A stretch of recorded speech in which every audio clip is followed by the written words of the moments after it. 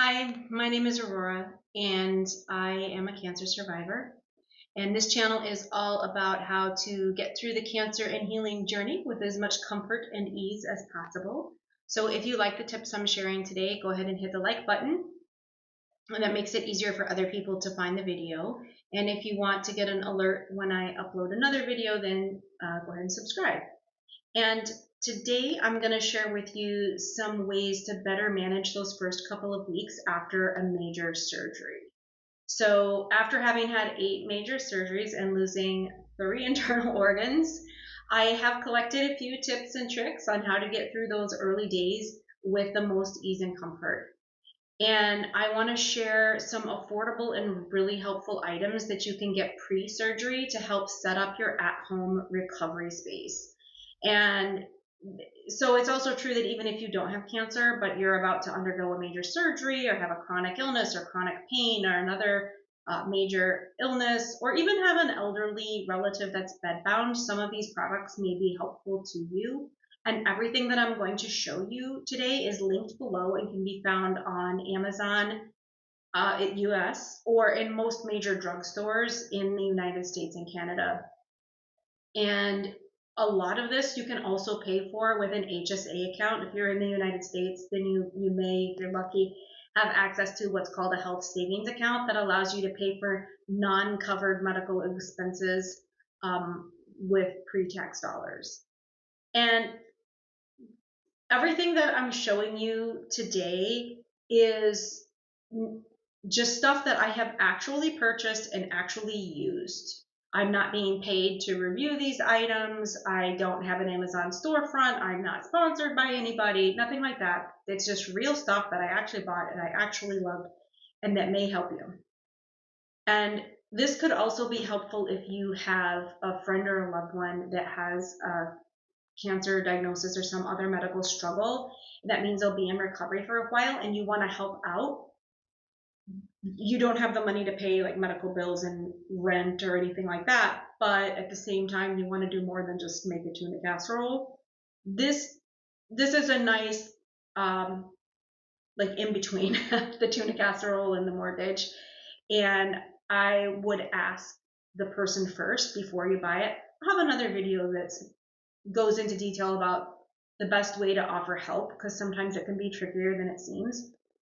But if these are things you could ask someone if that would be helpful, and purchase them, and they're a lot more affordable, because everyone tends to think about the hospital and the doctor's bills as being the major expenses with cancer, and they are. But there are dozens of other expenses like these that after a while can really start to add up. And so this is a good way to help support people.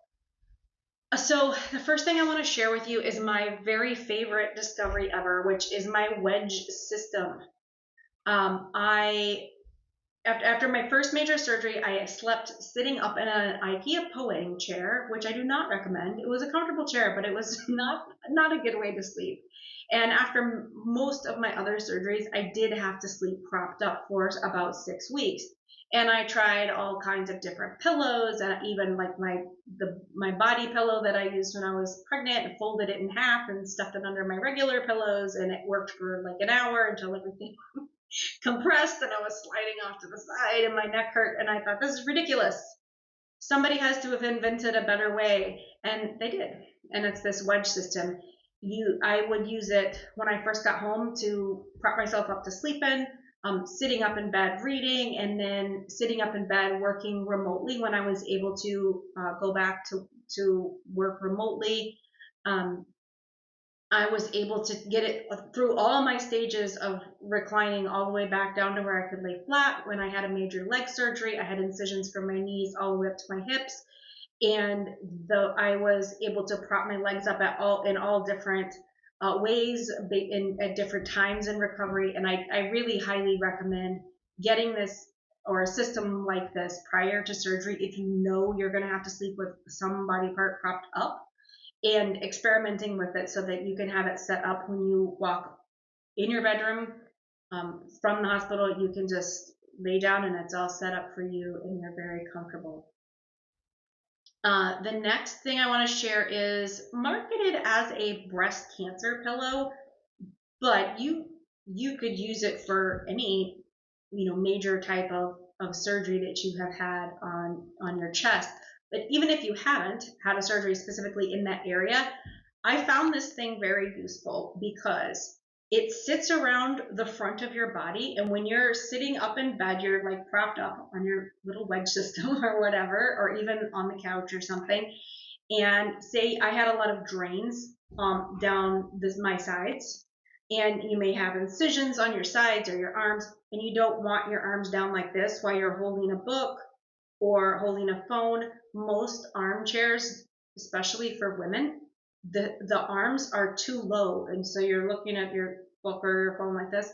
Having this pillow in front of you allows you to rest your arms on the pillow while you're holding something, your phone or your book, in front of you, and everything's relaxed. Your muscles are relaxed. You're not messing with your stitches. You're not messing with your drains. It was much more comfortable. You can see it also has these little pockets in it where you could put ice packs in there and put those ice packs against your chest if you have incisions. Be careful with this and ask your doctor before you use those ice packs, because depending on your type of surgery, and if you've had a reconstruction surgery or something like that, they may not want you to put ice packs on there because they want to keep all kinds of blood flow going to that area to assist with healing and help, if you had tissue transplant, help the tissue develop its own blood supply. So you ask before you use the ice packs. But I found it just a very useful, comfortable thing to have, even without the ice packs. And the next thing that really helped me is just a simple old-fashioned neck pillow like you used to take on the airplane. I know they have all kind of different higher tech ones now, but used to you would just have this foam C-shaped pillow to put around your neck on an airplane.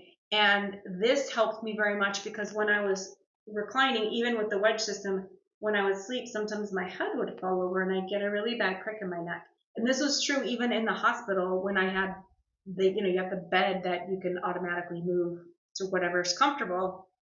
Having that neck pillow with me in the hospital when I was in recovery for like a week or something afterwards, and before I could go home, that was very helpful.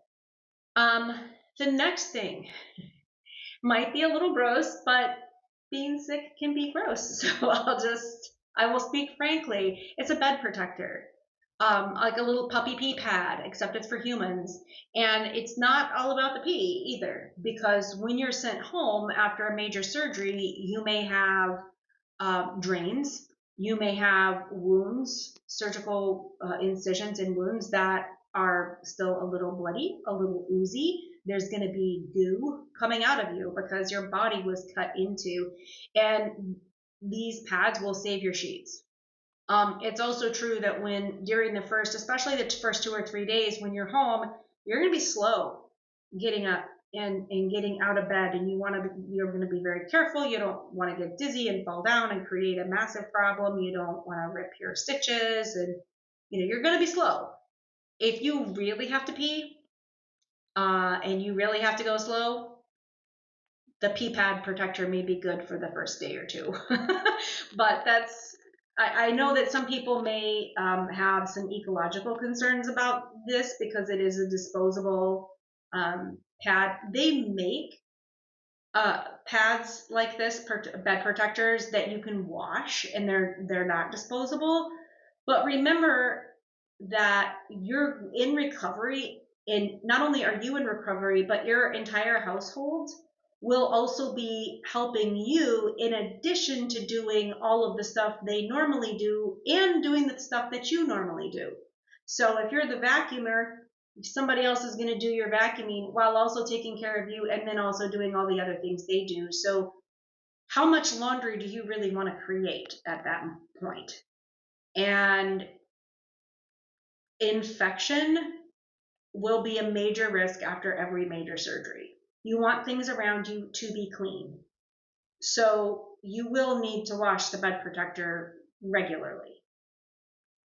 In my case, I made the choice that for the first 5 days after surgery, I preferred to just use the disposable ones and change them out a couple of times a day.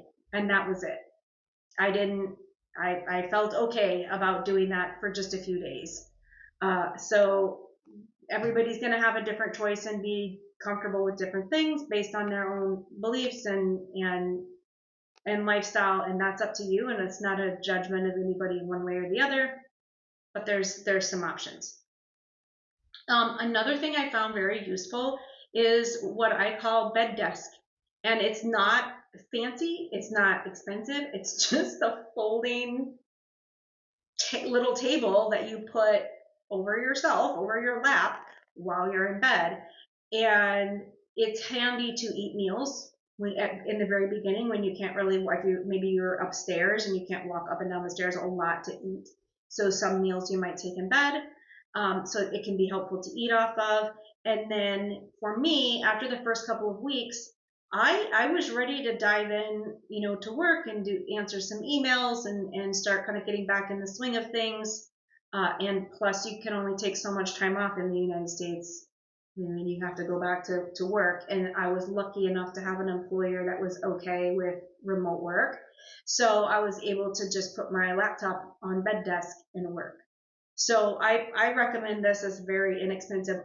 One caveat is the cup holder falls out. It just pops out a lot, but that's okay because it was so small that my big water bottle only went in when the cup holder popped out anyway. So then these guys are drain jammies. I think these are a fantastic invention. If you have any type of heart surgery, chest surgery, shoulder surgery, anything where you have drains in your upper body, these pajamas are wonderful because they have an inside pocket where you can take the drains and put them in the pocket so they're not hanging down and getting in the way and you're not trying to pin them to your pajamas. And I'll do a whole nother video on drains and dealing with drains because they're awful. But these drain jammies were fantastic, and I used them for all of my surgeries. As soon as I knew they were invented, I'm like, every surgery I gotta have my drain jammies on, and I brought them with me to the hospital to wear home because they just look like a regular shirt. This next product is on the more expensive side, and it was recommended to me by my cardiologist. And he loves it. He highly recommends it. It's called the Kardia.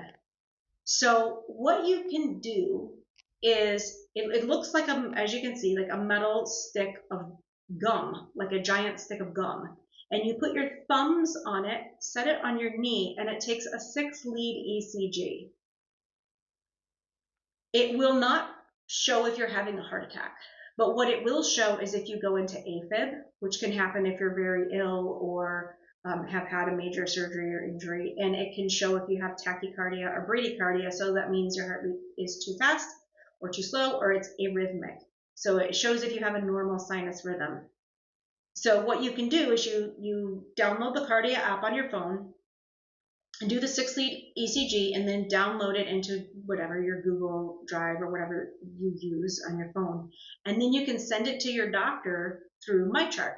You can upload it to MyChart, and I would say, okay, I took this, it looks funny, it didn't come out, with the green light, okay, what do you think? And then my cardiologist could look at it and tell me, you need to come in for an appointment, or actually I would go to the ER and let him know that you need to be checked out, and he could give me advice.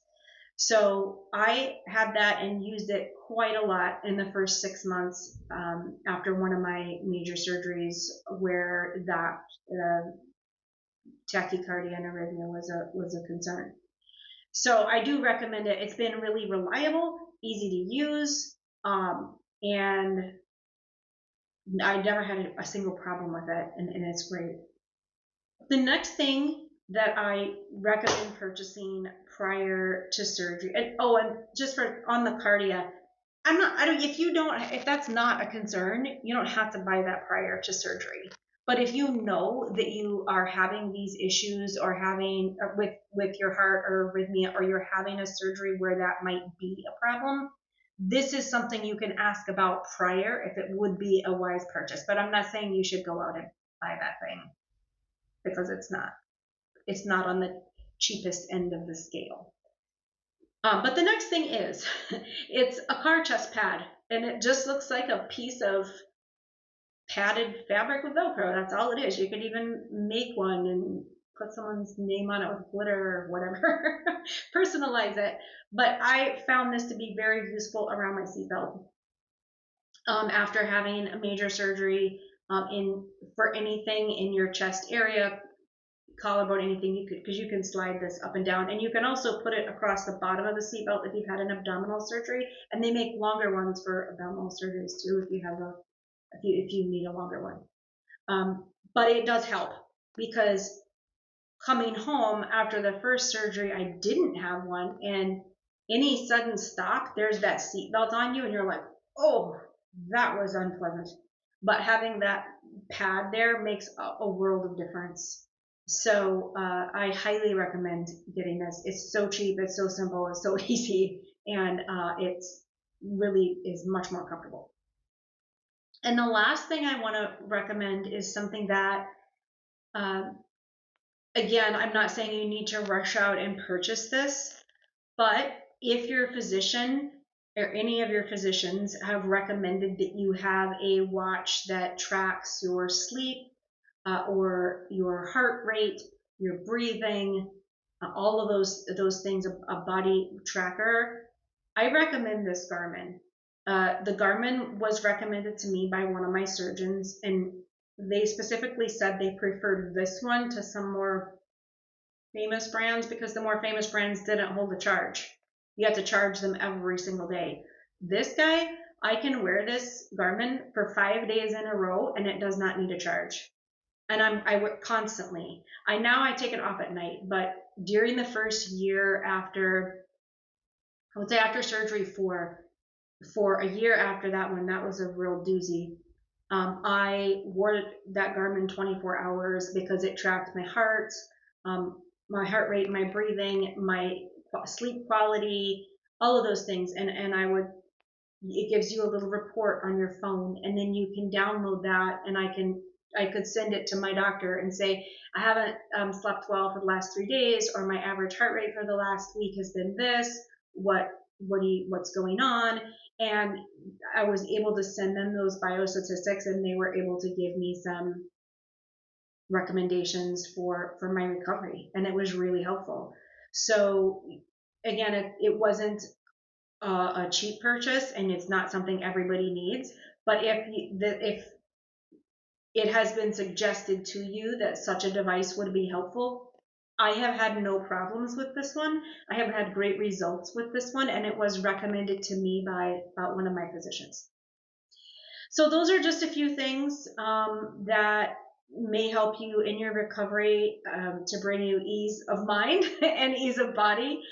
And yeah, check them out, see if there's something that would be helpful to you, and maybe if you have something that you think would be helpful to others, it might be great to put it in the comments. You never know who could see it or read it, and whether it might help somebody else out. So have a go at it.